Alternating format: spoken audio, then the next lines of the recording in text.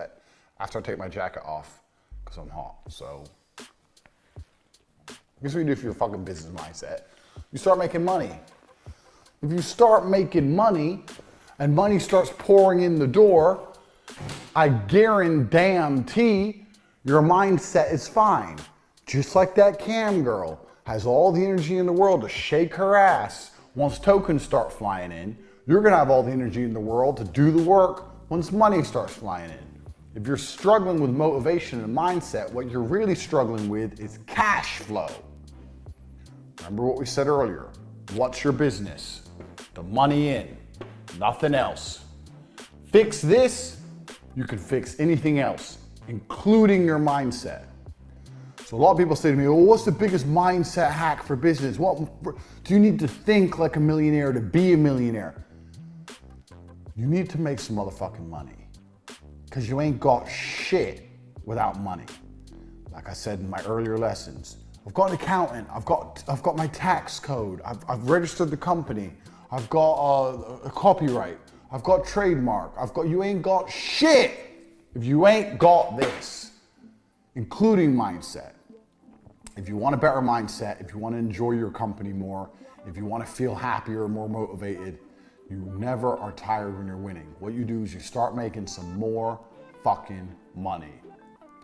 Next lesson. I learned this in the cam girl business, and it's proved to be true across nearly every business I've ever run. Unless you're gonna end up running some big ass operation, which I actually highly doubt, because we live in a world where people are very efficient.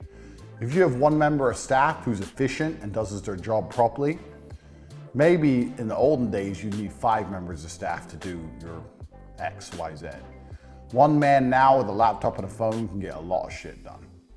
You do not want an army, you want special forces. This ties into what I was saying earlier about staff being lazy and motivating them properly. So I'll give you an example. Height in my cam business, I had 72 girls in the books. 72. I turned over, I don't know, 600 grand that month. It was crazy. But I couldn't give the girls the attention they needed to work properly. Half of them barely knew who I was. I was trying to motivate them with money by giving them huge percentages.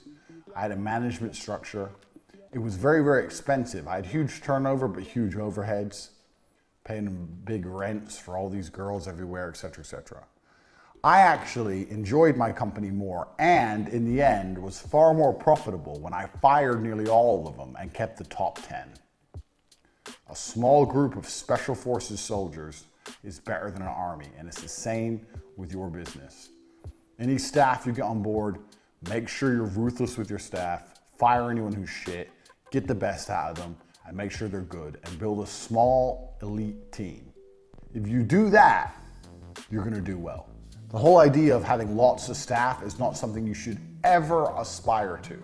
Never aspire to that. In fact, there's no bigger nightmare on earth than having a whole ton of staff to deal with. You don't want it, and if you think you want it, it's vanity. You do not want that. Small teams, special forces, properly motivated. Special forces are the best of the best that get shit done. Army's full of lazy ass idiots.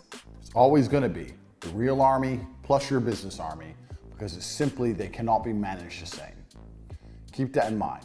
So, multifaceted individuals, people who can do more than one thing, members of staff who can do something, one thing and another thing.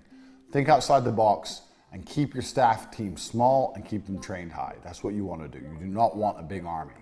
Keep that in mind. Next lesson. And this is very, very important.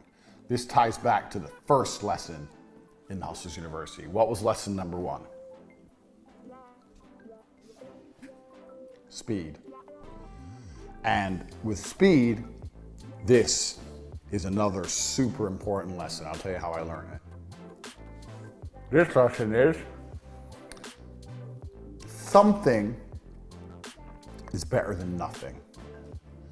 Do anything. Action is super important. And this ties back into number 1, speed. So, when I was working at the fish market, I worked at the fish stall when I was 15, my uncle's fish stall. And my jobs were moving boxes of ice. When I'd moved all the boxes, I'd stand around and my uncle would say, what are you doing? I'd say, well, I'm done working. He goes, there's always work to do, find work to do. I say, like what? He goes, do something. Wipe the wall, sweep the floor, do something. There's always work to do. It's the same in your company. There's no such thing as you completing your work. There's always work to do. You can go on Reddit and post the link to your company 10,000 times in a row. You can go on Twitter and retweet things. You can go through your website and tweak copy. You can interview new members of staff for jobs that don't exist yet to see if they have any insight from their previous companies that you can apply with your new business. There's a million different things you can do, and it's better to do something than nothing. I think it was General Patton. Was it General Patton who said, a good plan today is better than a perfect plan tomorrow? Absolutely correct. Do something. I don't know what to do. Then do something. You have to do something. And I train my staff to do the same. Oh, but you didn't answer. I didn't know. Do something. Email someone. Tweet something. Maybe it's not perfect. Do something. I'd rather you have done something and it only be 60% right than you have done nothing. Because if you do something, that's 60% in the right direction. If I told you what to do, maybe it would have been 100% in the right direction. If you do nothing, it's 0%. It's not very often that someone's going to do something and catastrophically destroy your business. How can someone destroy your business by doing something? By putting out a tweet or sending an email. Nothing bad is really going to happen. Even if nothing good happens, it's a neutral. Do something as opposed to nothing. There's always more work to do, and there's always something you can do. I used to say this to my cam girls all the time. They'd say, oh, it's really quiet online, I don't know what to do. I'd be like, do something. Like what? Dance. My guys don't like dancing. So what, you're gonna do nothing? Your room's quiet, no one's tipping. Jump up and down on the bed. Shake your titties around. Have a pillow fight with yourself. I don't give a fuck. Do something. Doing nothing obviously isn't gonna work. When's the last time a problem has fixed itself? When's the last time money's walked in your door by itself? Never. You have to do something at all times. So train your staff this one especially. Do something as opposed to nothing. I cannot stress that enough. That is nearly as important as speed. Too many people are sitting around going, what do I do? Something. Edit something. Produce something. Do something. It's much better than doing nothing. Sitting around waiting for answers is bullshit. I don't like it because it's a waste of time. You can't stick to the number one business principle of Hustlers University, speed, if you're sitting around wondering what you should do. Do things all the time. Super important. Next, mystery sales.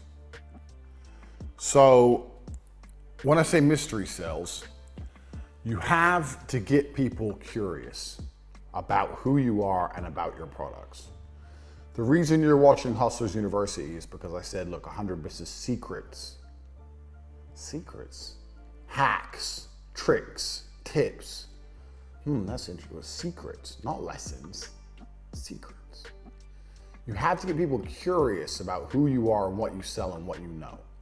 Even if you sell the most boring bullshit in the world. Even if you sell balls. Let's say you sell fucking, not those kind of balls, bouncy balls. You sell boring ass bouncy balls. How can you get people curious about bouncy balls?